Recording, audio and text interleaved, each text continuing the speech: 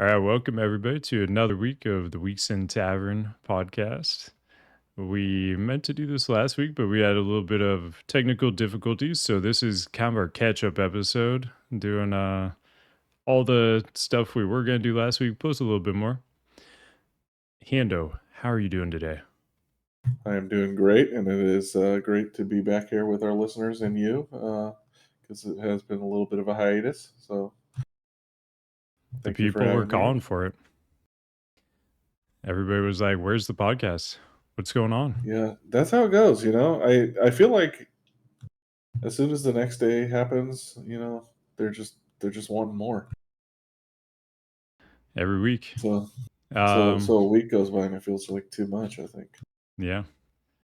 So, what have you been up to? Wow, it's been a few weeks since we talked, so I'm sure you've been Yeah, doing and we don't lots we of don't stuff. really play. Yeah, we don't really play together anymore too, which Yeah, is weird, right? yeah, I know, because I meant to level a character to play in Fake P, the GDKP. Me and Hando played in pretty much all of Wrath together, but I had a ton of Catarids, and I'm trying not to like add anymore, so I have some time for War Within stuff, and it just Yeah, hasn't it's kind of happened. But at some point, it needs to for sure. no. I just need to move some characters to Fairlena. Yeah, That's basically what we've been doing is like a restructure situation within the guild. We're trying to find our niche again because it's been pretty rocky in Cataclysm, so we're trying to do that. And then like the state of Grobulos, which is where I play, uh, isn't super great because the talent pool is pretty rough. Um, yeah. and the fact that there's no open transfers to or from, it's pretty rough. Yeah, there's something we talked about before. Is like Yeah. they just left Grob in this like limbo where it's no new transfers and the server has been, declining for quite a while. You need those transfers to Yeah, absolutely. stabilize the population. Because as we just get further and further into classic, is everybody's going to consolidate on fewer servers, and so free transfers are kind of the main way you keep a server alive. Transfers to it, obviously. Right, right. The other than that, though, like that's Cataclysm stuff. Other than that, I've been watching people play like War Within Prepatch and stuff. I downloaded it and dabbled a little bit, and it's like Oh, it's so overwhelming to me, at right. least. Yeah. When you Um, first get back into it, for sure. yeah, and I haven't played since like maybe the first like few weeks of BFA, so I've missed quite a bit. I played, I think, I actually played like a week or two in Shadowlands, I think. So I guess that was a little bit of a lie there, but yeah, mostly BFA was Wow. probably the last time that I actually played. Hando the liar. Yeah, Can't that's right. can't trust The this guy survivor of the to Fire Lord. tell you anything about how much he's played any expansion or what Yeah, titles exactly. he's legitimately earned. That's right. That's right. And then I played a little bit of SoD, and I gotta be honest with you, the content is pretty cool, but I just did not want to get those last 10 levels. It just like even boosted, like the experience boosted. It just was not fun for me. Is Like that I just just didn't because want to do it you again. don't have like the new runes? I know that was kind of the when I quit basically immediately into phase two. That was one of the things I didn't really like was I didn't have any of the new runes to like use as I was leveling. I'm not sure if they've kind of changed how that works or not. Yeah, that's kind of a part of it because some of the runes were pretty cool. Um, but also there was very limited amount of people that I enjoy playing with that Mm, stayed. So that's a big thing too, because the community is probably the biggest aspect of WoW for me. So yeah. not having my friends around made it pretty rough. Yeah, I think that's how it is Um, for most people. Like, I know for me, a lot of the uh, past few retail expansions, like I just didn't really have anybody to play with, and like I probably would have played those expansions a bit if I had people to play with, but I didn't. So, yeah, it just kind of makes you not even want to play, right? yeah, You gotta exactly, have people to play with. exactly. I'm usually a sucker for the new stuff too because I did do like Season of Mastery for the like for almost all of it. Um, and then I wanted to stick out SoD, and I tried, and it's just like, I don't know, people aren't there. I'm just like, friends aren't there. I'm just not feeling it. And then the final thing I've done is I've actually been speaking to some friends, some of my insiders, Oh, um, the ones that have given me the information on releases of Cataclysm, SoD, all that stuff, and I can tell you, Classic Plus is on the way. that's big news. Yeah, I mean that seemed like So the direction we were going, but um I mean, I don't know how much you can say, but I can't say too much, but I can get the people hype, and it will be changed, but not in the giant scope that SoD was. So Mhm. there will be more story and potentially more zones, but there will not Okay. be like the runes and stuff like that will not be a thing. So there will be, and I don't think they're adding the extra classes and stuff. I think they might be adding the extra, like you can be a paladin on the horde and a shaman on the alliance. I think they're doing that, Okay. but I don't think they're adding like extra stuff like no Would there be demon new hunters or anything. races then?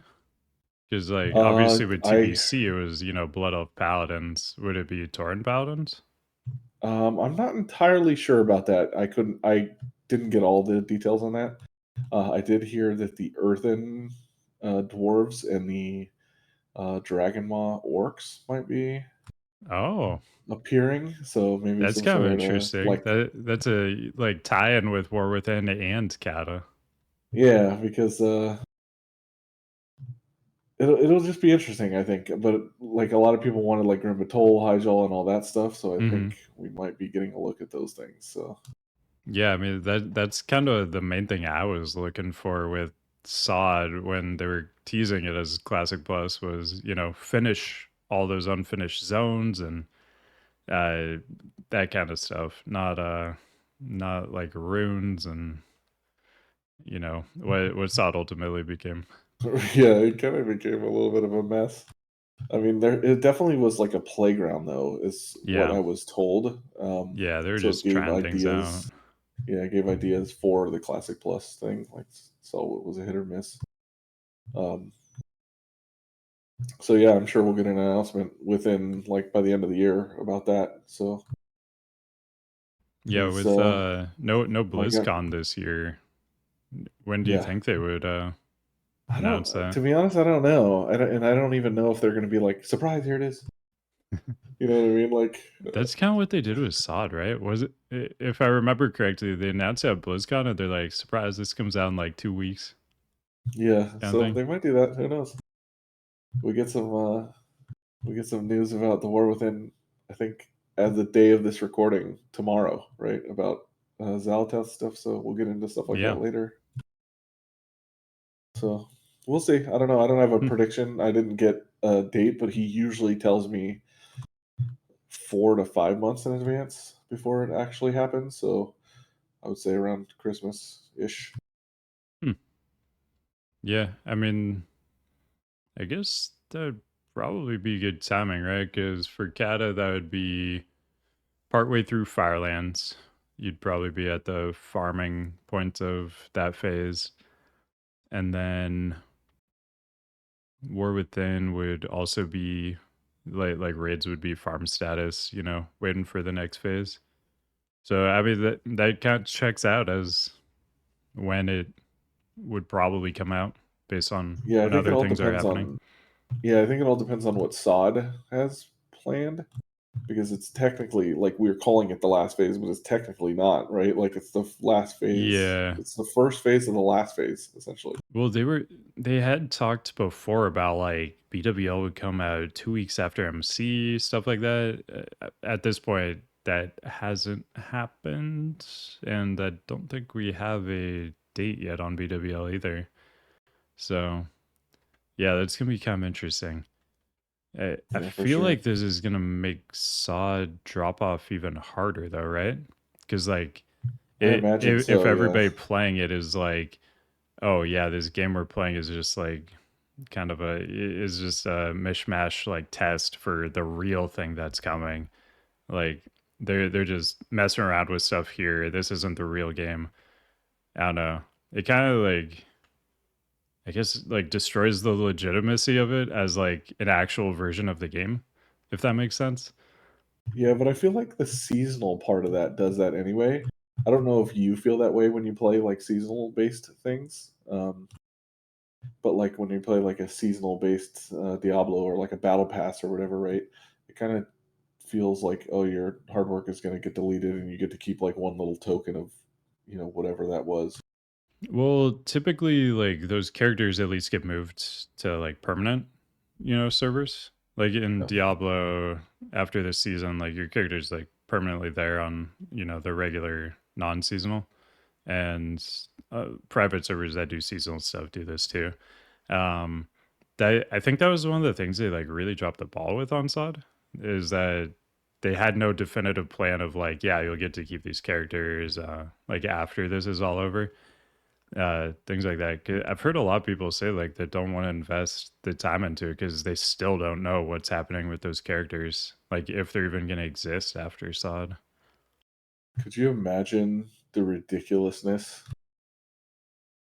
of like if those characters were brought into Cataclysm even or like classic era and then they Yeah, don't like fix the rune slots and then there's like one little thing that gets through and they're like, oh, look at this, mages are doing gazillion trillion DPS in classic era. that'd be incredible. I I, think I there mean, was an issue like that there's been a in like ton of issues, like 'cause it's like the same code base, so they just frequently have issues where they change something in SOD and it affects, classic era, and it, yeah, it's been kind of a mess. So hopefully, when they do this classic plus thing, that'll fix some of the issues. They'll be totally separate. Hopefully.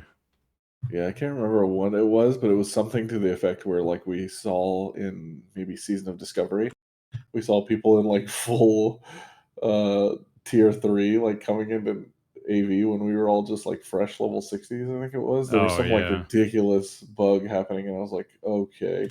Because they were able to like transfer the characters from one of the realms onto Oh, SOD. I that's was what like, it was. what? Yeah, yeah, yeah. It was something ridiculous. Yeah, something. I do remember that. Anyway, how was your time in WoW this past few weeks? Sorry, we got a little sidetracked there. Oh no, that was a great sidetrack. I mean, it's pretty big news. Classic Plus. Yeah, drop it on you. Yeah. I mean that I would probably check that out. I can't really see myself not at least giving it a chance.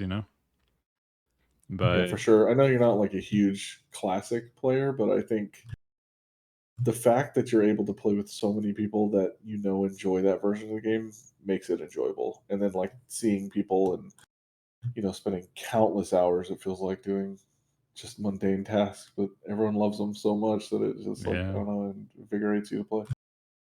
yeah, yeah. I'll at least check it out, especially if Prot Pally is a little bit more viable.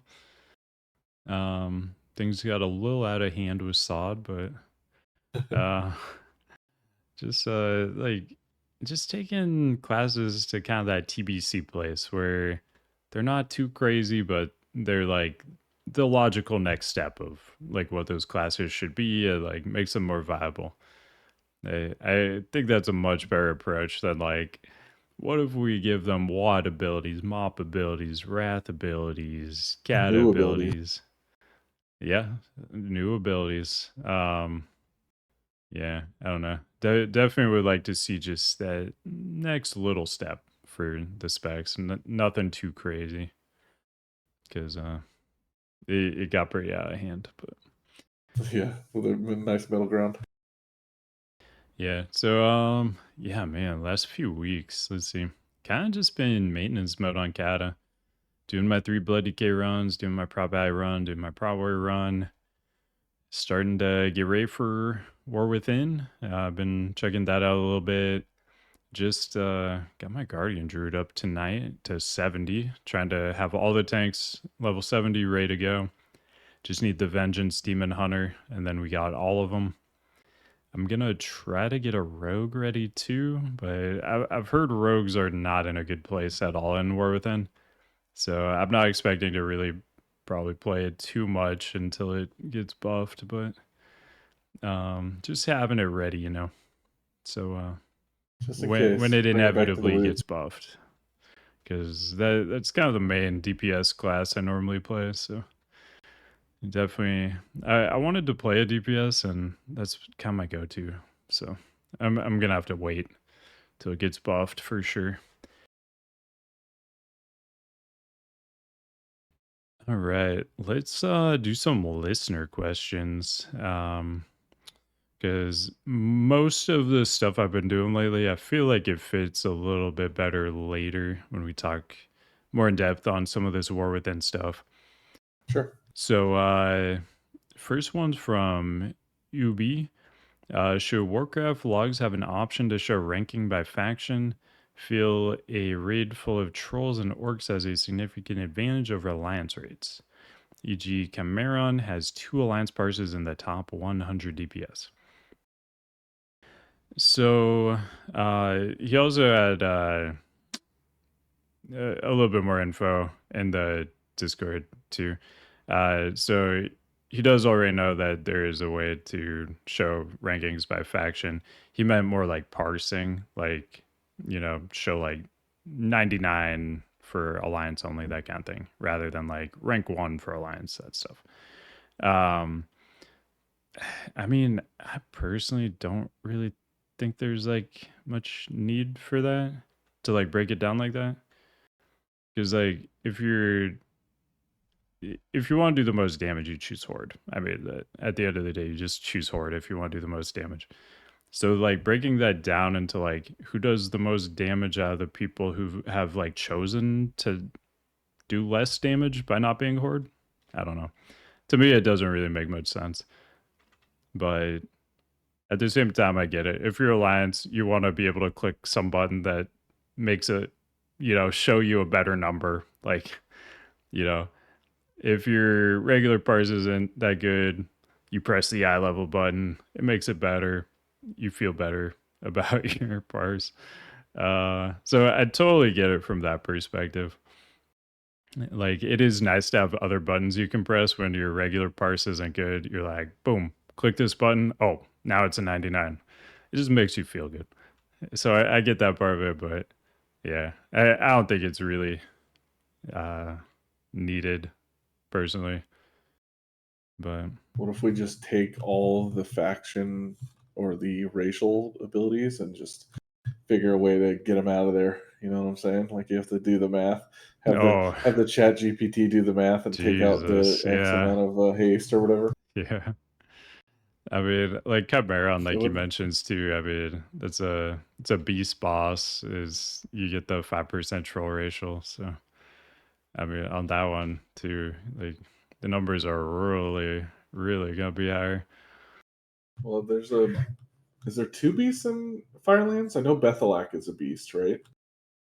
Because she's a spider lady or whatever. Um, yeah, I can't remember. I don't In know if Alice Razor is technically a beast or not.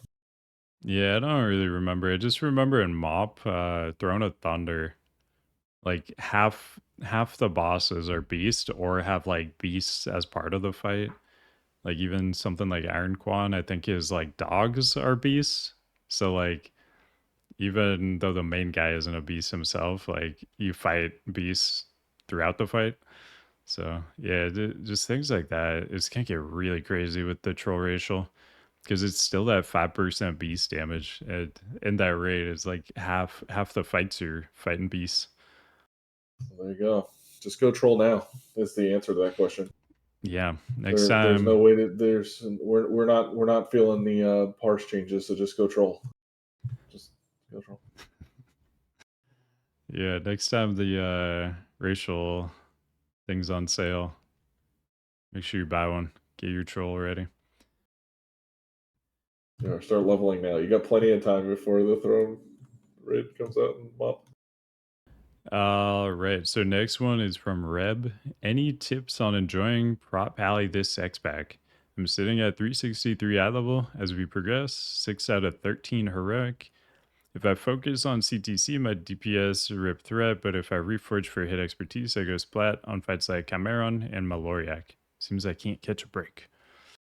So for me personally, I just don't play tanks that don't have expertise soft cap and at least close to hit cap. I don't necessarily cap it, but get a good chunk of hit at least. Um, like prop back, prot warrior, everything. I'm playing expertise soft cap, playing hit cap or close to it on everything. It just feels so bad playing a tank when you miss like a third of your attacks. And having a 500% threat modifier doesn't actually do anything if you aren't hitting things.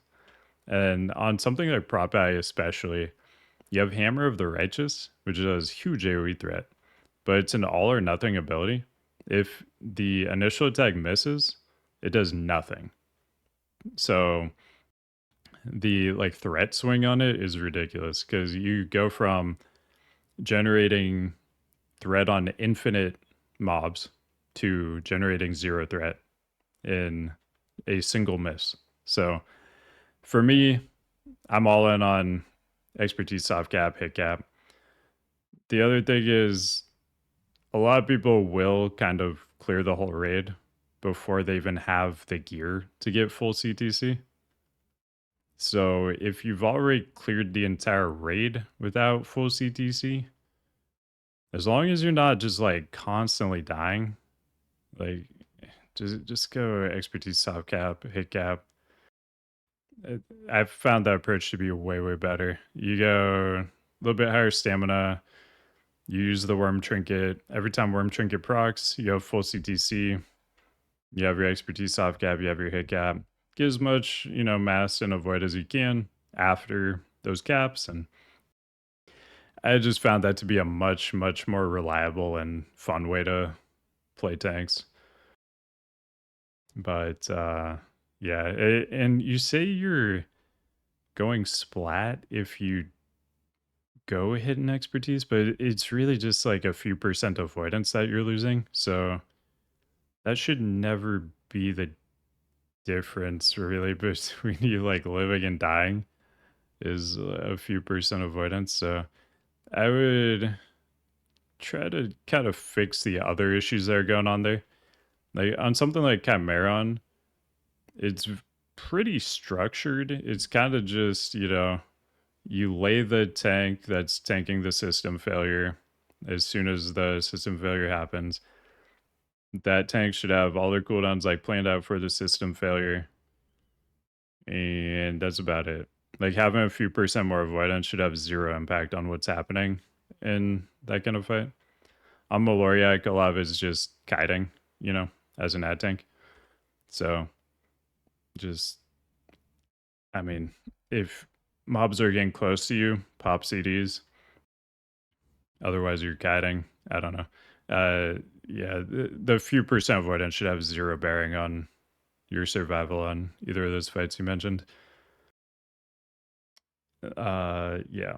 So that's what I would do. I've been full clearing on prop I using expertise soft cap, hit cap for a while now, and it is by far the best way to play, I think.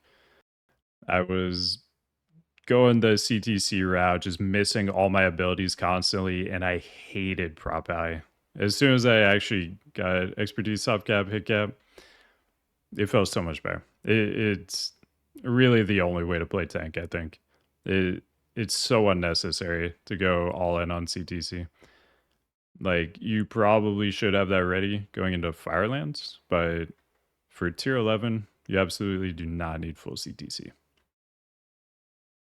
I think it's a situation to chime in here. I think it's a situation where the class just gets or feels better at least the further we go into the expansion and the higher the island levels get and the more stat budget you have.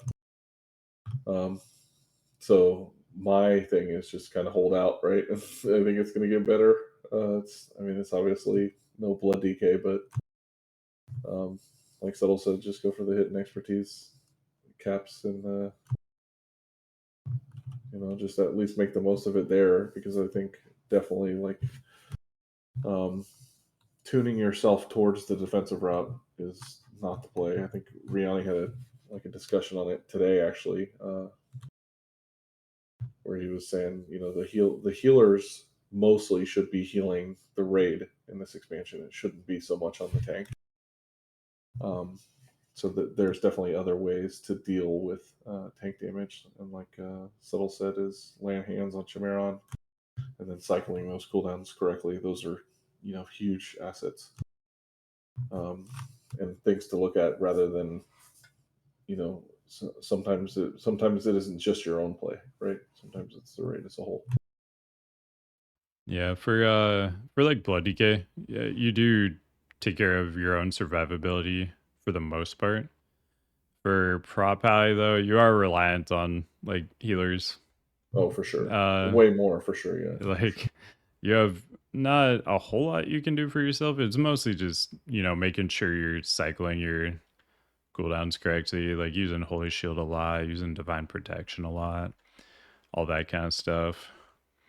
Watching yourself for lay, things like that, which is definitely something to be watching for compared to Wrath, because in Wrath, you couldn't really use it on yourself because of forbearance, but now your wall doesn't cause forbearance. So, yeah, watching yourself for a good lay is huge.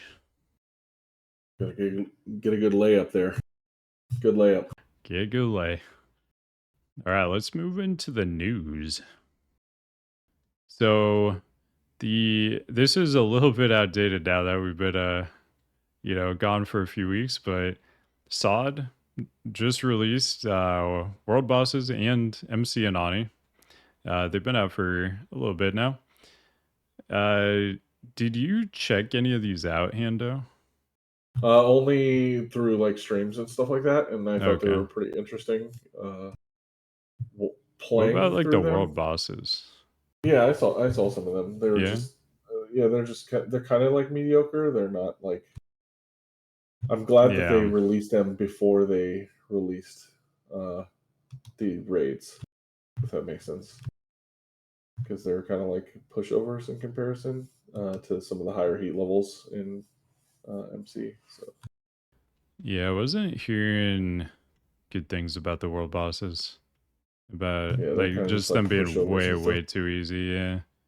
It is. Yeah, I think the best part about world bosses in classic was the PvP. Yeah. I feel So like they should have incorporated that in some way. Like you could yeah, even, for sure. put some NPCs in that, try to like mess with you while you're fighting the boss. I feel like that was kind of a no-brainer to just throw in some NPCs that, basically replicate other players trying to fight you for the tag. I feel like they've done that in the past, and the AI is just not there. You know what I mean? They're like, What about like TOGC? What if it's like you're fighting faction champs at the same time you're fighting like Kazakh? oh, then the warlocks better watch out, and the we gotta find some tech, some naked tech. Yeah. That's it. Gotta Yep. find the That naked was my tech. favorite part about TOGC. Just take off all my clothes and run into the mobs. Yeah, It was a they good love time. that. I was just RPing like a streaker at the trial of the Crusader. In the Coliseum. Wow, Yeah. for everyone to see, huh? Hmm. My Yeah. favorite So part too was they were like, kind of a letdown, but they were. I guess it's nice that they're incorporated and everyone gets to do them. yeah, yeah. It's definitely good people see them because there's probably, I would say, the vast majority of people have probably never done those bosses. So it was definitely a good idea. Maybe not best execution, but good idea, I think.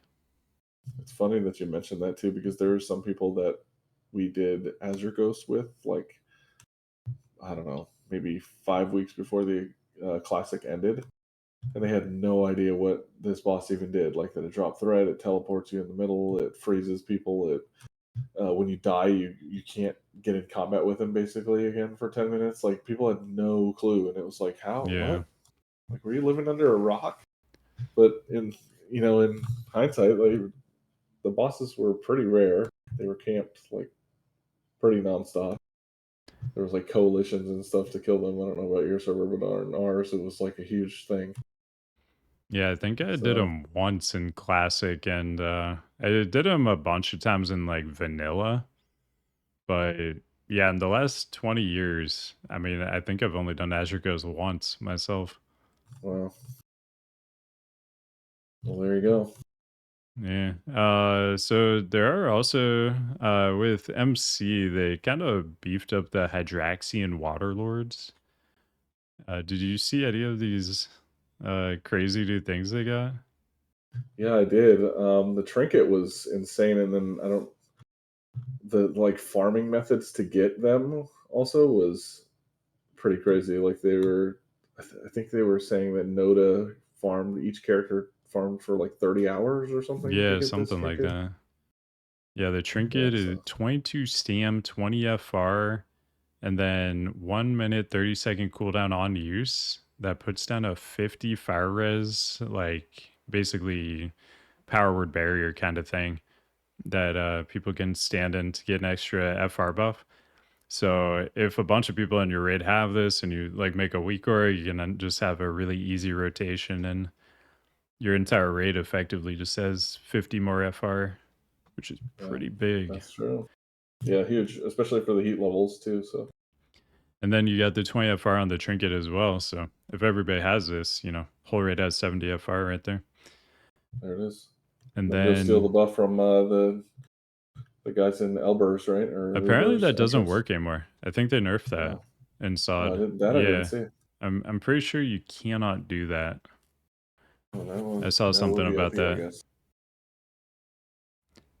But also at Exalted, you get the Oath of the Sea that turns you into a Hydraxian Waterlord yourself. That's what I've always wanted to be, actually.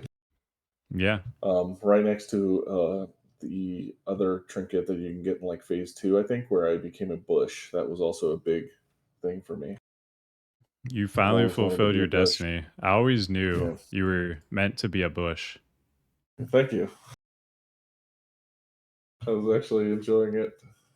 It got pretty wacky. The only thing I don't enjoy about these things, because I absolutely love toys, I think they're great, is in classic you have no bag space, like at Well, all. they did something to fix that, right? Don't they go into your keyring in SOD?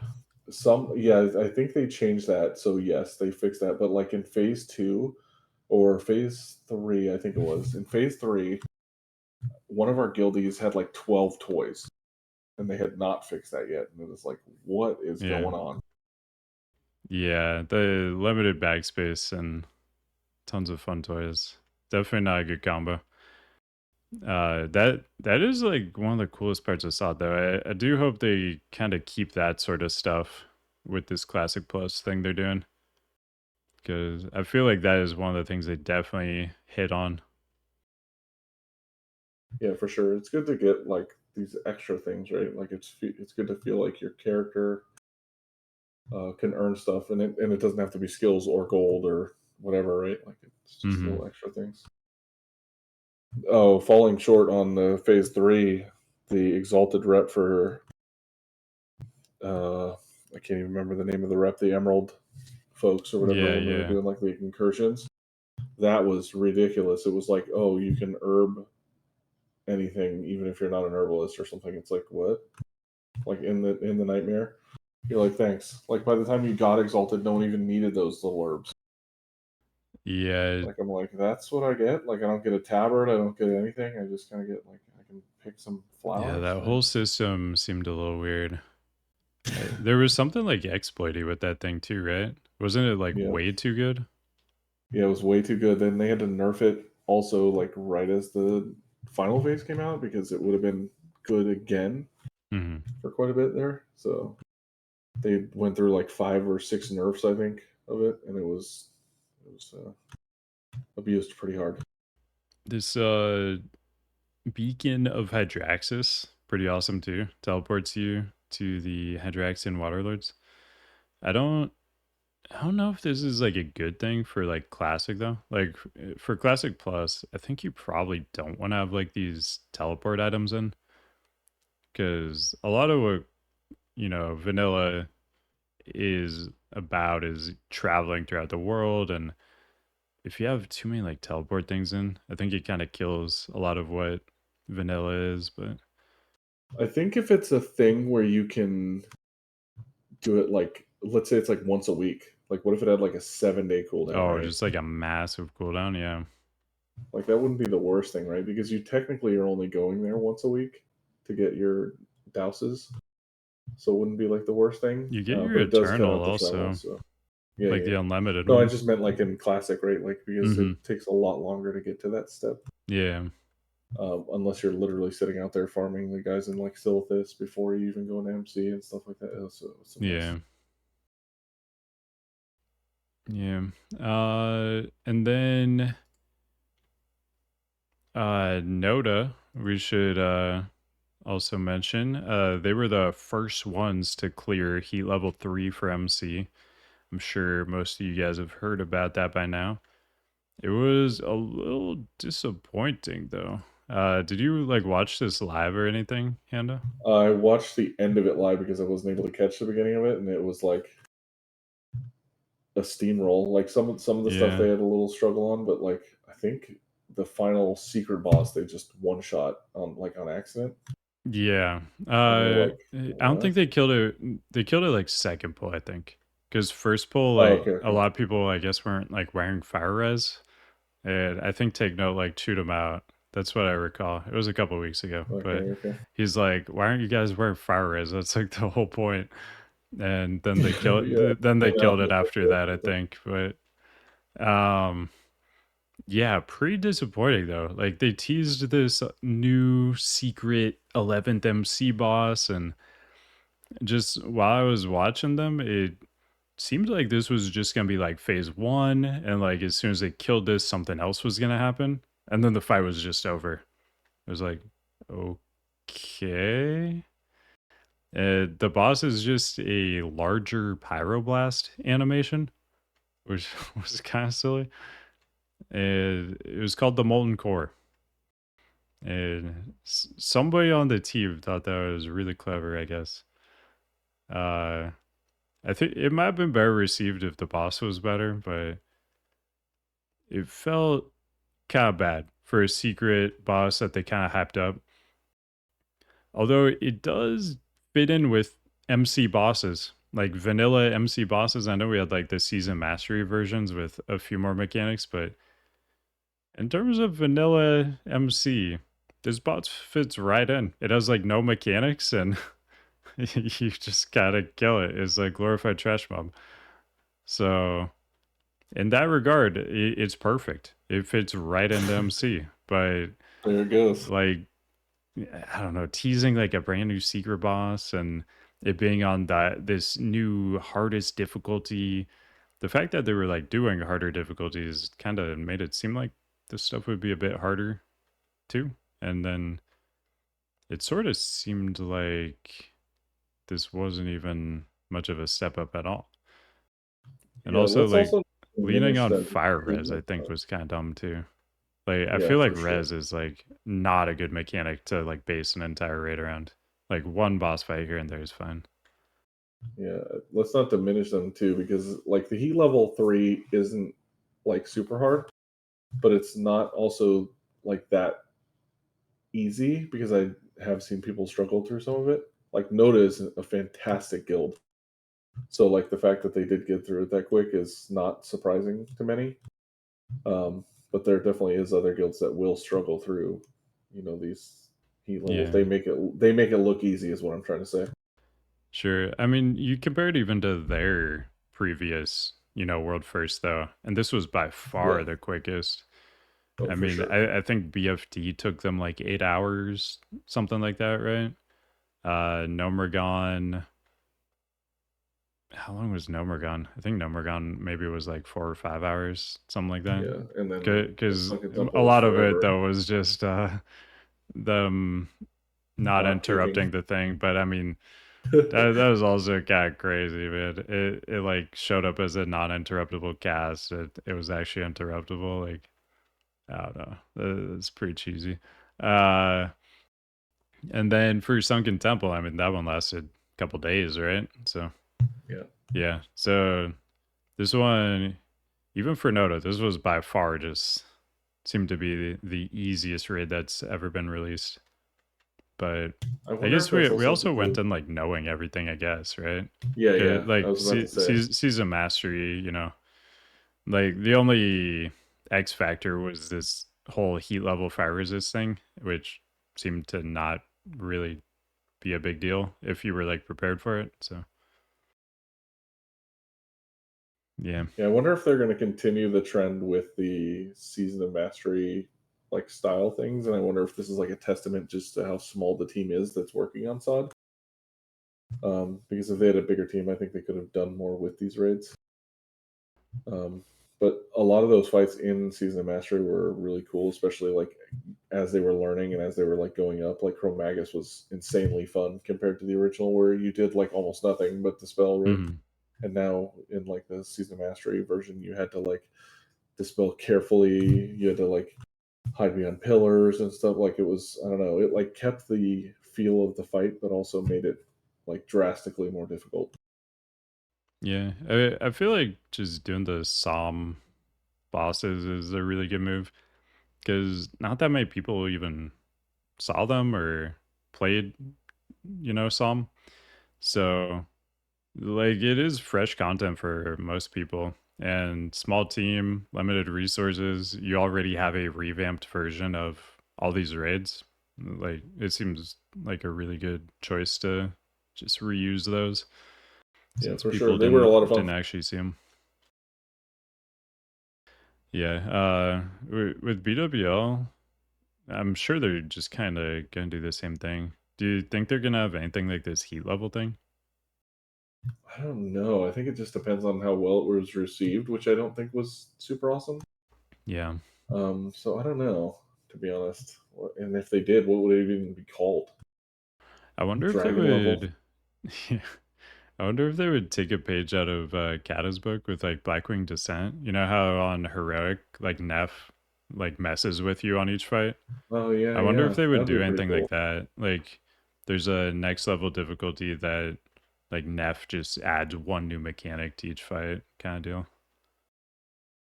Yeah, I that could would be pretty see cool. something like that. I do like that he. I didn't even think about that until the other day. By the way, like I understood that he was doing that in Cataclysm, but like certain fights, didn't like realize that he was doing that in some Oh ways. yeah. I was like, wait, why doesn't Maloriak have like a little dark vial on his belt? And someone goes, well, Nefarian's throwing it in. I was like, oh, right. Yeah. I was like, Yeah. totally. No, I was yeah, like, you on all those fights you can like see Neff like hanging out somewhere. And if you have your in-game like dialogue on too, and the sound options too, it becomes a lot more obvious because like Neff is just talking shit to like the bosses the entire time because he's like, your mixtures are weak, Maloriak, and then he like throws the black Valen, and then on Omnitron, he's like, yeah, these constructs they're really old. They have a lot of weaknesses, so I'm gonna fix that. Like he says there you something like go. that, and yeah, just all the fights. He's like talking trash about all these bosses, and he's like, these guys suck. I gotta step in here and spice this up. It is kind of a great callback to Neff, right, and making like those class calls and stuff like that too. Like, because he Hmm. did call them, like, you rogues, you get up front and stop being, a jerk and hitting me from behind Yeah, or whatever. You know what I mean? Like, whatever yeah, the heck yeah. his voice line was. What if He's they like, step added out of like the shadows. class calls to heroic Neff on Oh Kata? yeah, How good would that that's be? the heat. That's the heat level in Cataclysm. They're raising the heat in Imagine Cataclysm, but that, not dude. in SoD. Yeah, Like our guild all can't the kill it. rogues get ported and Yeah, our guild can't kill it on heroic without the class calls. So maybe leave those out until at least we kill it. all right, yeah. I mean, they probably won't be in until classic Kata anyway, I think. Season of Discovery Cataclysm. Season of discovering Cataclysm, yeah, exactly. So what do you think it would be called if it wasn't heat level for Black and Glare? Um If there was like a I difficulty mean it would be level called thing. something Shadow Flame something, I'm sure, right? There you It go. would be like yeah, I don't know. Shadow Flame something. But my money's on Neff adds one more mechanic, although that is more work than the heat thing they did, I think. So I don't know. Maybe they won't. But the BWL from Som looked cool, so interested to see what they do there. Yeah, for sure. And yeah, hopefully it's not lame. Like everyone just wears a cloak all the time. Yeah, That's it. I could see that. It's like there's raid wide just shadow flame damage. If you aren't wearing a cloak, you die. Yeah, I hope they don't go that route. That would feel pretty bad. One thing too we haven't mentioned, the new Sulfuris, feral druids like it, and it gives them this fire cap form. Pretty awesome. I Yeah, really like this kind of stuff. Like the toys they've put in and, just new cosmetic kind of things. Pretty awesome. it also infinitely makes this item better. And then I have a friend that plays Feral Druid, and he's like, it's like his class, right? Like, you know how some people Hmm. just play something like their entire existence in WoW? Yeah. Yeah, this is his thing, and he always tells me, "Oh, Feral Druids never technically got a legendary ever." Um, and I was like, "Hey, wait, whoa, whoa!" I said, first of all, you can wield Sulfuris. Secondly, you get attack power from NTS, even though it has spell power stats on it or whatever. So, like, we always go like back and forth between this. Mm. He's like, "It's not technically for Feral." They got the So, cloak and mop too. yeah, well, everyone got that That's though, all right? they do. Yeah. So he was saying like specific to them, right? Where some classes just got like specific to them, or at least caster types, right? So anyway, I told him when this happened, when this dropped, I said, "Ah, I told you Sulfuris was a feral weapon, a feral After all legendary." these years, you were right. That's right, I got him. He can't debate it now. I mean, if you turn into a flame cat, it is a feral weapon. Yep. Let's move into War Within though. So lots of stuff happening in War Within now.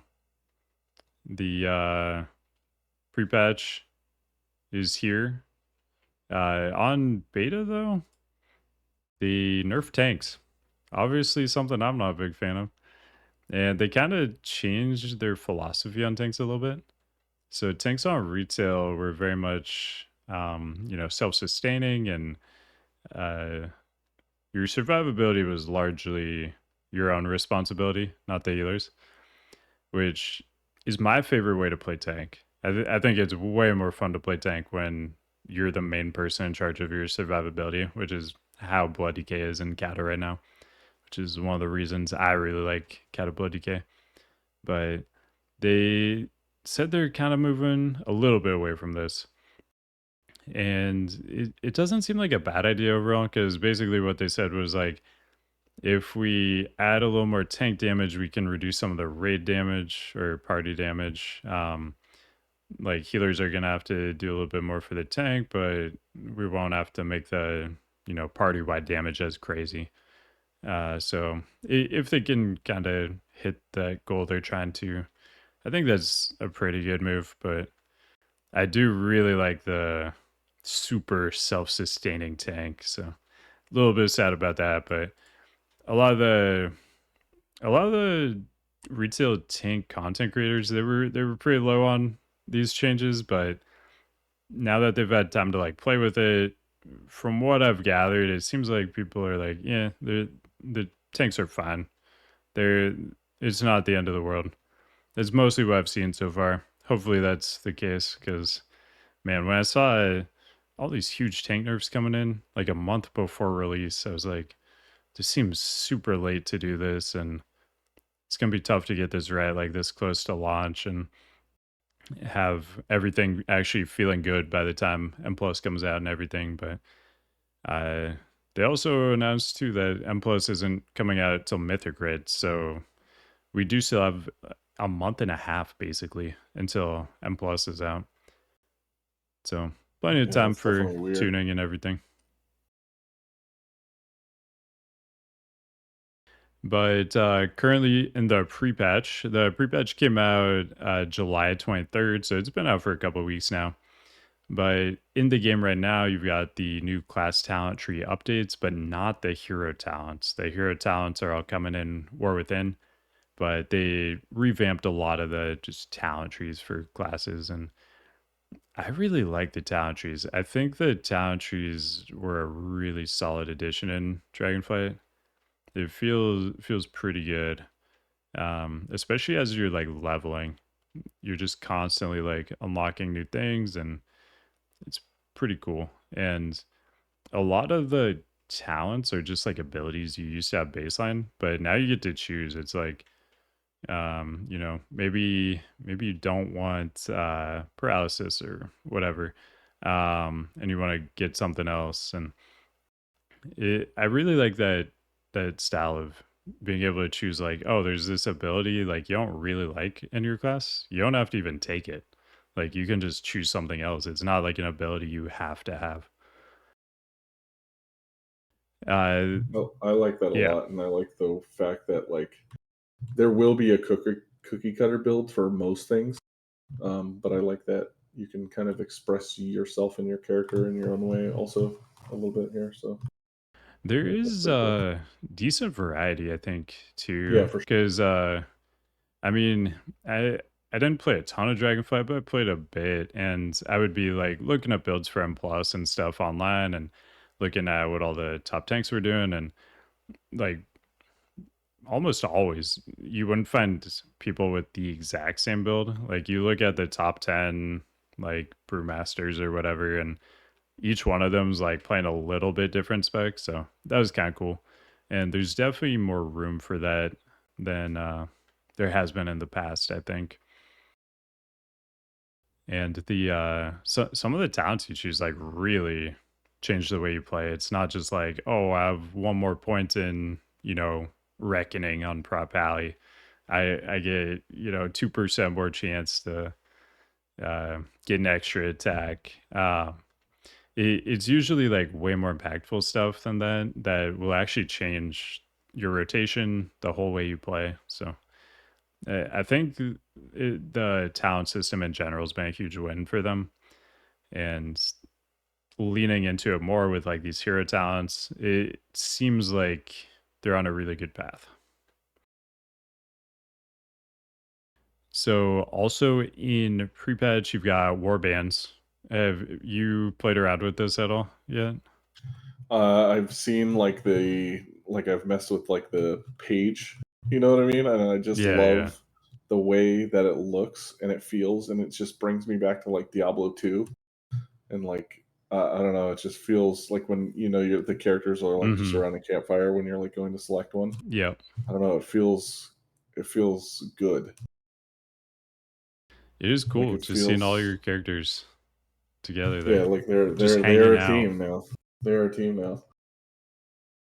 Yeah, It feels like it's like a little family instead of like them being their own individual thing. It feels like they're yeah. kind of like buddies now. They're actually like They're just swapping stories.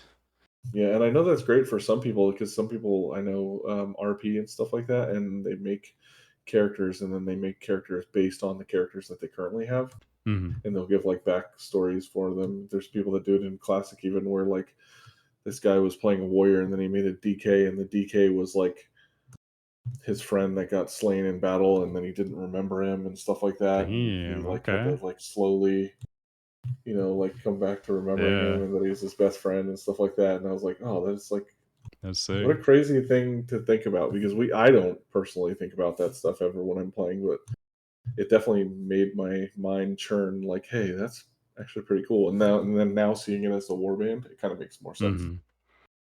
Yeah, definitely. My man, my warband right now is all just split off females. It's kind of it's kind of weird. It's just like my own harem basically.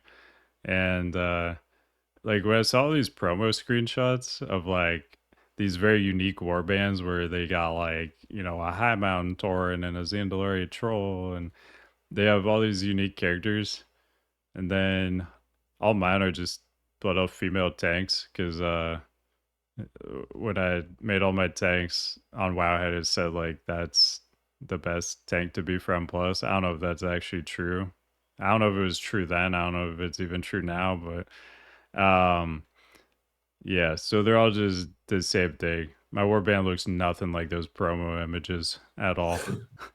So Now, that's also because you haven't unlocked those races. I Isn't also that haven't correct? unlocked Or them. Yeah, that's another good point. I so need maybe to you should unlock do them. that in the pre-patch. I That's should what you should be doing. probably do that because the Zandalari troll looks awesome, and Yeah, the and get yourself a little hideout the on the the Torn. the Prot Pally Zandalari troll when they get on their divine steed is like a Triceratops. It's awesome. You I can't really say want no to a to. Triceratops. Yeah. Triceratops is like kind of a slept on dinosaur. I feel like it's It's probably at one of least the in best. top 10. It, It's top 10 at least, right? top 10. Yeah, you wouldn't say that Can like you name 10 dinosaurs? I probably could, yeah. I'm not going to sit here and do it, but I probably could, yeah. I feel Only like because I have children. You don't have okay, children, so that's it's fair. not. That's true. You probably have much more dinosaur exposure than I do. Yeah, but I like my son was like, "Oh no, those aren't from the Jurassic period," and I totally Oh forget about damn. this stuff that there's Okay. different periods of dinosaurs. Yeah. So like technically, some of them didn't exist during certain periods. So you're like, "Oh Wow, right, yeah. Yeah, that's next level dino knowledge. yeah, Knowing like which ones actually coexisted. yeah." Nothing humbles you more than getting schooled by a 7-year-old. Yeah, no kidding. So I mean, I feel like Triceratops gotta be top 3 at least. Okay, yeah, when you're top three, I mean, he's I think like globally, he would be a top 10, Just is like what I meant, objective right? top 3, I think. Yeah. Okay. Would we going off on a tangent here? Would your or going off on a little side quest here? What would your other dinosaurs be in your top three? I mean, T-Rex is kind of a classic, right? Yeah, but The then you gotta choose. Now you have a Triceratops in the top three and a T Rex, and you got things like pterodactyls and velociraptors to choose from. well, that's the Ugh. thing. So with the raptor thing, maybe you can ask your son, but since he's a dino expert, but from what I recall, the raptors like we normally see in TV shows aren't what they actually looked like. They were like these like feathered like bird kind of things. So I don't know. The kind of raptors you see on TV shows and like in WoW and stuff, those ones look pretty cool. I think those are pretty sick. But from what I understand, that's probably not what they actually looked like. So I don't think I actually like the what they really look like. Okay, so how about this? You can Google this later. Same for the listeners if they choose. T Rexes are also in the same situation Oh yeah. where they don't look I think I heard nearly about as this. similar.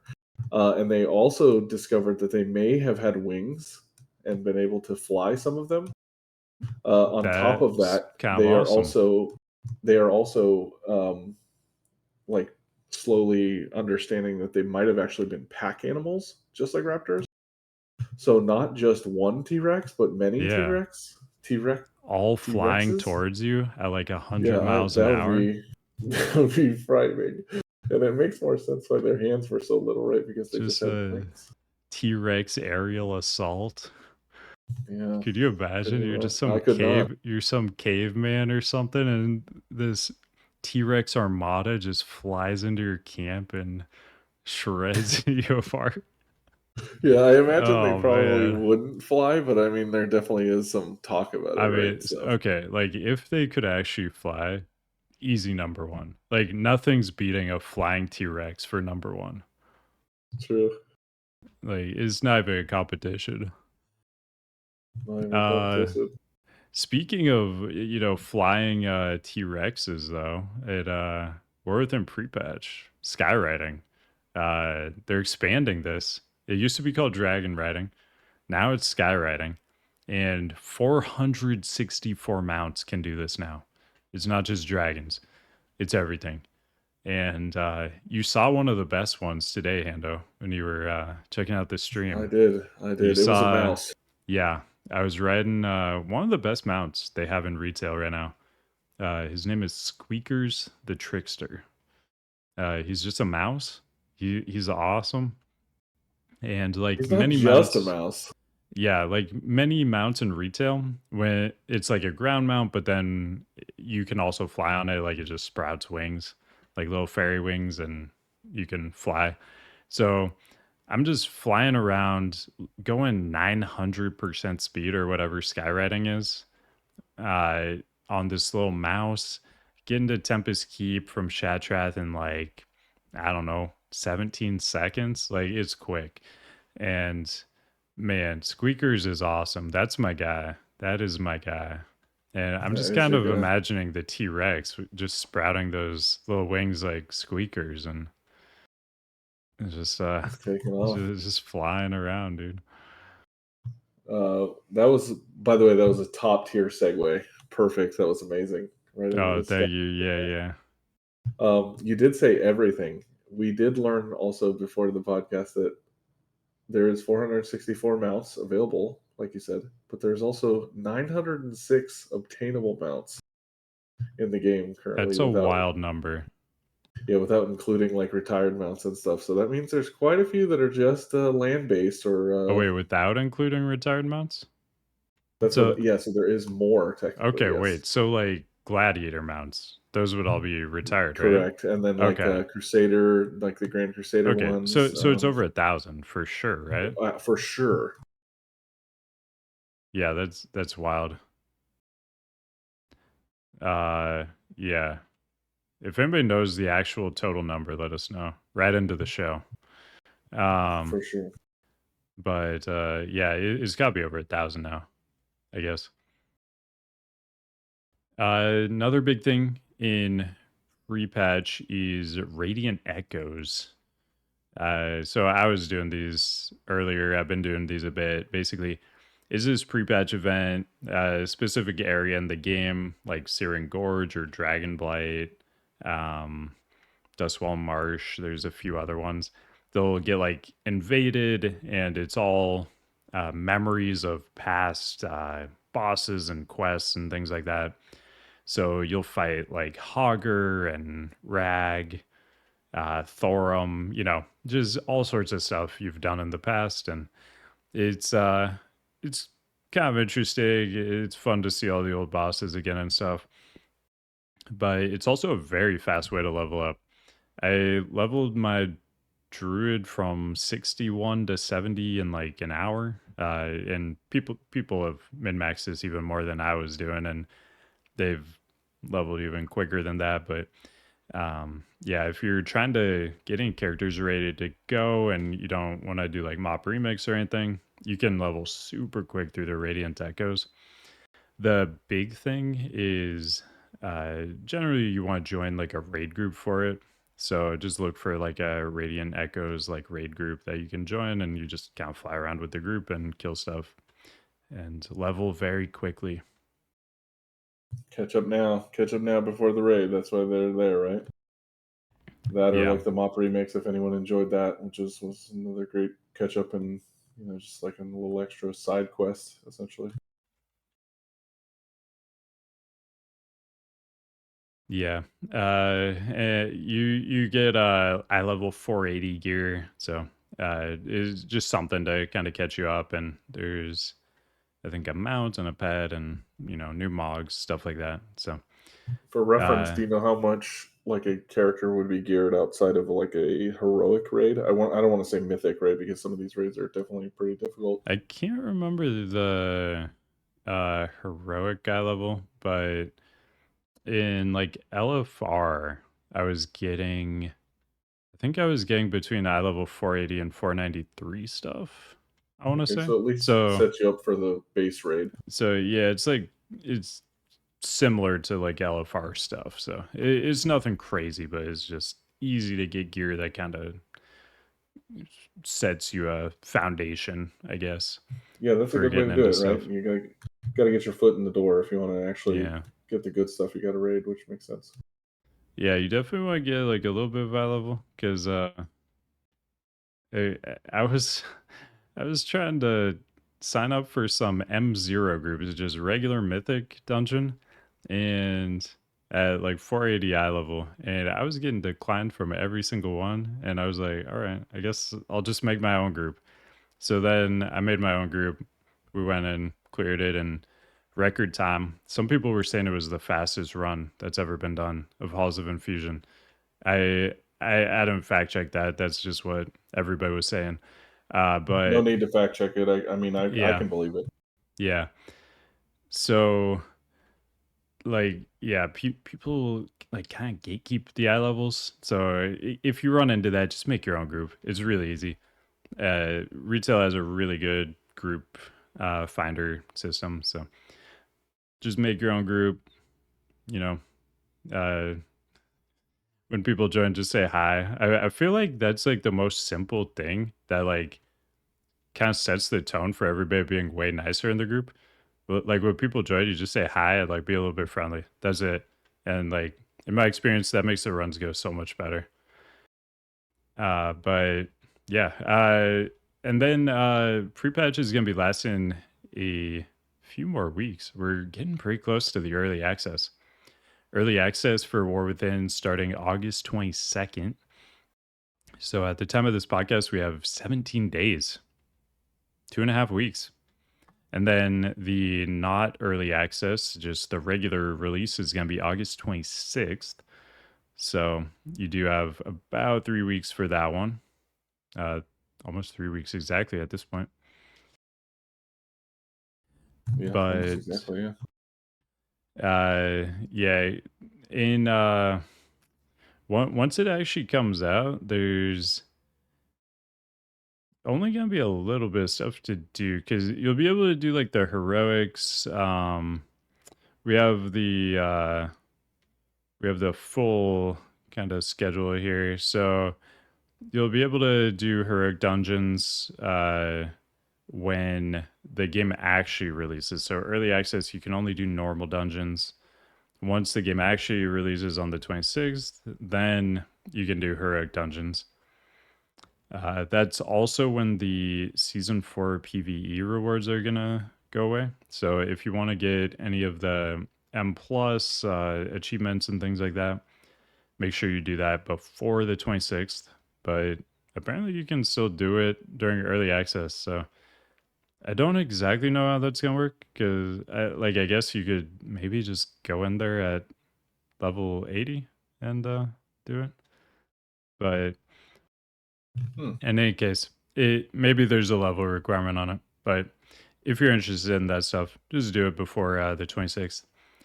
And then we're gonna have Raid Finder, Mythic Zero dungeons, Heroic seasonal dungeons, a new world boss, and PvP season 1 and Heroic raids and Raid Finder beginning the 10th of September. So you got 2 weeks after launch before the raids even gonna be out at all. And then a week after that is when Mythic raids and M plus dungeons are gonna be out. So you'll have 3 weeks if you're interested in like M plus and Mythic raids. You got 3 weeks after launch before those come out. So don't feel like you're gonna be behind or anything if you don't have time to play right away on launch, because a lot of people are, just gonna be going hard early and then they're gonna be kind of stuck. Like these other versions of dungeons and raids aren't gonna be out for a bit, so you'll have plenty of Well, time to catch up. hopefully it creates like an environment where people are leveling multiple characters through the content and like gearing them through the heroics or whatever. Um, so that more people can play. Like people that have those single tunes that are taking a little bit longer, they have more chance to play too. I think, which is pretty good. Also GM in chat asking, have you ever heard an accurate T-Rex roar? It sounds so creepy. I get that's something I think everybody should look up probably. I haven't heard that myself, but I'm intrigued now. We have so much to learn about T-Rexes, I think, So much before to learn before the next episode. for sure. I think they're also like very close to being able to like clone them via DNA, like Jurassic Park, and I don't like that's actually entirely too scary for me because you It, know you know it may happen. yeah, I mean, it feels like we're not far off from some crazy stuff happening. If you had the option, would you become like a part T-Rex? Like if I could body mod into a T-Rex? What are you Yeah, asking yeah. me here? Like if you could become like part T-Rex, part human, would you do that? I don't which part of me would be a T-Rex? I'm not entirely sure. I would need a lot of thought before I answer this I question. mean, what if you got the wings? That'd be kind of awesome. Oh, that would be cool for sure. I mean, what human doesn't want to fly? Most of them do, I feel like. Yeah. Yeah, I mean, I guess the wings would probably be the answer if I was to get the body part. But I think if I had What if like it's just their random though? large legs, you just get one large leg and one Yeah, tiny arm. that'd be Jeez. rough. They're not even on the But same side. They're like yeah, opposite oh sides. god, just lopsided. Yeah, I mean, no good. Yeah, would you roll the dice on that though? What if it's random? Like what parts of the T-Rex you get? I would do it if it was random through any dinosaur and not T Rex specifically. Wait, Like if I okay. randomly got the frills, you know what Yeah. I'm saying? Yeah, wait, what are those Yeah. dinos called? The That frill one I don't ones? know. That one I do not know. Yeah, they like shoot venom at things, right? Those ones are pretty cool. Yeah, I think those are the ones. Yeah, Dilophosaurus. I think this is it. Maybe Falaphosaurus? no, Dilophosaurus. Oh, okay. Those are the Spitty boys. Spitty boys. I don't even know, to be honest, if they actually spit acid. I think that might have been like a movie magic Yeah, situation, but they did that in Jurassic Park, right? I yeah, feel like they did. I don't just like the accurate T Rex. I'm not entirely sure how they get all of this information. Uh, but Some of it is just best guesses. I think a lot of it is, right? yeah, I mean it's scientific based on like other animals at this size and such. So yeah, or time travel. Yeah, Squirrel says time travel. It's Yeah, a good call. Hadn't that's considered probably it that. for sure. Is there anything scarier than a time traveling T Rex with wings? No, that's probably it. That's That's up probably there, top right? tier for me. Yeah. So on August 6th, bringing it back to WoW, that's for us, that's tomorrow. Uh, Whenever you listen to this podcast, it's probably already happened though. Blizzard teased a Xalatath related thing for August 6th, and it looks like it's going to be the next animated series. So they've been doing this, I think, every single expansion since MOP. They've been doing like an animated series leading up to expansion releases. This has been one of my favorite parts of new expansion release hype is watching these animated series. Uh, a lot of people probably remember like for I think Battle for Azeroth, you had like the Daughter of the Sea thing for Jaina. That was like probably their biggest one of all time, I think. And they're always really, really cool. Like even if the expansion isn't good, like the animated series is always good, I feel like. So I'm looking forward to it because these have pretty much always been bangers in the past. Yeah, can't they just give us like a full length, like actual series of one of these? That would be great. Like Right? Arcane Yeah. from Riot was amazing. I feel like they definitely have the team that's available to do this. Yeah, we were talking about it I think on the last one or on one of them when we talked about like the Arthas The movie, yeah, when we talked yeah, about the movie, yeah. the movie and yeah, potential like Arthas show and everything. Yeah. I feel like it's just such an untapped thing for them. 'Cause their animated stuff is awesome and I think it could be really big for them. Yeah, I don't think I've ever heard like bad feedback about the animated things, right? So Yeah, I can't think of a single time I've ever heard somebody like, "Oh, but yeah, that animated WoW thing sucked." It's like, well, there's always one person out there, right? Like there's like a 4.9 star rating, out of yeah, 5. There's always that one person that's just like, I don't like cartoons. yeah, It's like, well, okay. yeah, Like doesn't even get him a fair shot or anything. It's just like yeah, I don't like the color green. yeah. If you ever have a perfect rating on anything, it's just because that kind of person hasn't found it yet. That's Like right. that's the only thing. keeping the perfect rating. But yeah, I'm looking forward to this. The whole Void and Zowtath stuff has been pretty cool. Interested to see how that story develops, and love the animated series. I think this is probably going to be amazing. But tomorrow, by the time you listen to this, it's probably already out, and go find it on YouTube. Would we be able to get a moment where we could clip on your stream, like if you watched it and reacted live on your stream to it? Would you be able to save yourself if it came out before you started your stream and watch it live? Yeah. I know you're a click the button. I know I you're a mean click the the button kind of guy. yeah You know what I mean? Like this you see the news is and you gotta click it, right? yeah. I mean, oh man, it's gonna be tough, but I can probably do it. This is definitely one of those things though. Like, you know, typically tomorrow morning I would be like looking for this right away, watching it immediately at least once, not if not a few times. And but yeah, Think of the maybe we content, can man. wait. Think of Maybe the we can content. wait. Yeah, we gotta get that authentic first look reaction. Yeah, or you can just totally fake it until you make it and just have like big faces and stuff, See, like that's just the big totally problem. noticeable. I'm really bad at faking stuff. So I gotta have that genuine reaction. Otherwise, it's gonna All right. be. I'm not a good actor. It's gonna be completely terrible. Well, think about the clippable moments that could potentially happen. You could get some sweet emojis popping up and Yeah, all that. So I can probably wait half a day till we watch it on stream. I'm the Yeah. same way with the League of Legends, like music videos and stuff like that they come out with, like the animated shorts and like the music videos. Like if someone asked me to wait, I don't know if I could. With the WoW ones, I'm the same way, obviously, as well. But once I watch the ones like the League ones, there's so many Easter eggs and stuff in them, just like there is for many things like this. That you just have to watch it like so many times. It feels like you're watching like 3 or 4 times, like that first week at least.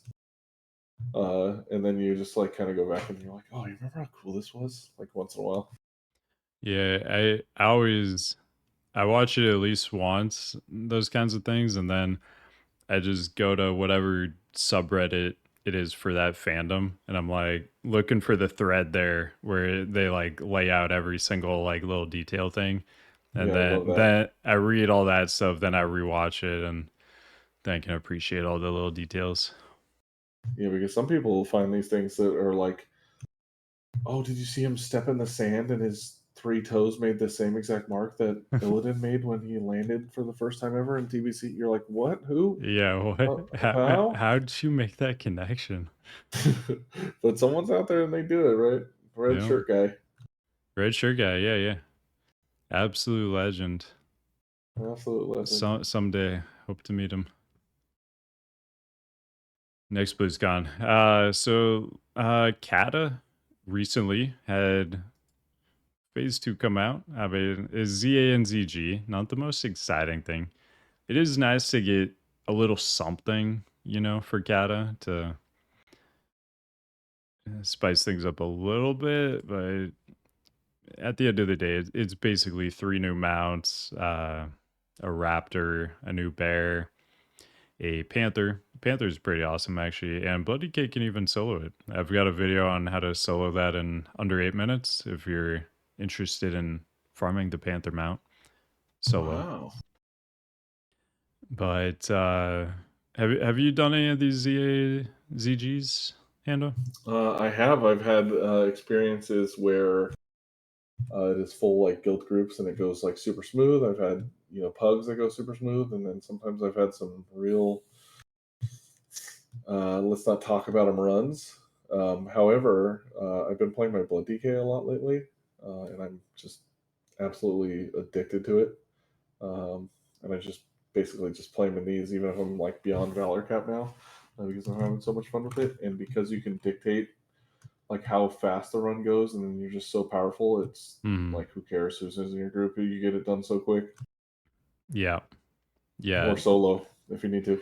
That's my favorite thing about Blood DK and like heroics is you're you're basically soloing the dungeon, and then is like anything the rest of the group does is just icing on the cake.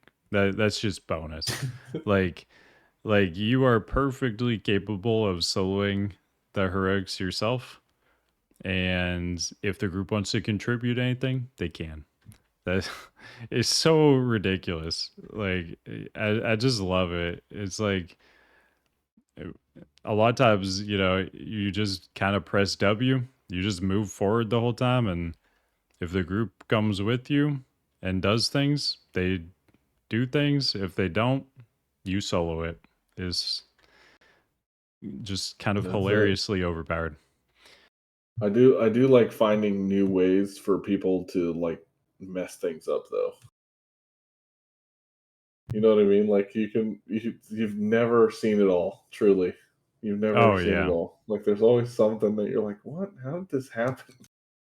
Yeah. Like we had a pack pull we were like fighting a boss. Like we were fighting like the boss that like summons little totems in CA, the one that like actually finishes the bear mount. And we Mhm. pulled like two trolls from like the start of the dungeon. I'm like, how did this happen? Like, did a Yeah. critter run away from someone's like demo shout or something and just That's one go of the aggro best more things? parts of pugs is just you never really find the bottom. You can always dig deeper. Yeah, and it's kind of like a little challenge, right? Can I make these? Can I make heroes out of these men? Yep. Speaking of the final boss of ZA, one little tip for people: if you want to skip some trash, the links that spawn, they're not visible, but then they like jump you. You can just ride past all of those, and they will actually de-aggro you. Just ride through that whole area into the links boss room. Just like run to the back of the room. They will just get tired of chasing you and de-aggro you. You Hmm. can have, but once they de-aggro you as like the tank, you're gonna run first. Once they de-aggro you, though, if they see anybody else, they will aggro them, like re-aggro them. So you won't be able to like lose them. But there's a couple of 8 spots in the links boss room. So on your right, as you enter, there's an evade spot on the wall. And then as you enter the main room, there's another evade spot on the right side, um, in like the bigger links room. So yeah, just have your group look for either of those two evade spots, and you'll just go like back left so that you can hopefully kind of drag the links away from everybody else. And then worst case scenario, just res them or use onk, whatever, if people die. But that way you Yeah, don't yeah. have to fight any of that trash. Yeah, saves a few minutes for sure. If you want to save yourself about a minute and a half too, as soon as you pull the last boss in ZA, it gives you the Valor. So you can just leave the Yep. group immediately as you pull the boss, and you're done, and you've gotten exactly what you needed in there. I don't recommend it because it is pretty scummy to like just leave your group to die. Yeah, But if it's I mean, if it's an especially because it only organized group takes and like nobody another wants minute. anything from it, yeah, that'd be the time to do it. But just leave a bug like that'd be kind of rough. Although I would wonder, this isn't something I've tested, but I wonder if the person that comes in, do they get the Valor when they pull the boss? Because if Oh, that's the case, maybe you're just doing someone else a favor. yeah, that's actually crazy. What if you could infinite cycle people in for 480 valor? That's true. Hmm. Well, maybe they just maybe they just don't get any at all, which would be far worse. Yeah. Like imagine you're like a DPS waiting in a queue for like 15 minutes to get into one of these. You get into the last boss, you Mm-hmm. pull him, it doesn't give you anything. Yeah, because it's either gonna be, it gives valor one time per person, or it gives valor one time for the entire dungeon. So we gotta figure it out though. What is it? Because Well, man, that'd be hard to that'd be test, kind right? of Because you can't. awesome. That'd be hard to test because you can't like queue up for the specific group that drops a person because it has to be a random, right? In order Yeah. to get the Valor, it would take some. It would take some definite testing for sure. Like it would definitely take some work. Yeah, we can get to the bottom of this. I'm I confident. think we have enough. I think we have enough viewers that is our challenge for this week, is that we get someone to We find this just got out to for us. make it a larger community effort too, and just Yeah, for have sure. the like tons of people opening these groups and just cycling people through.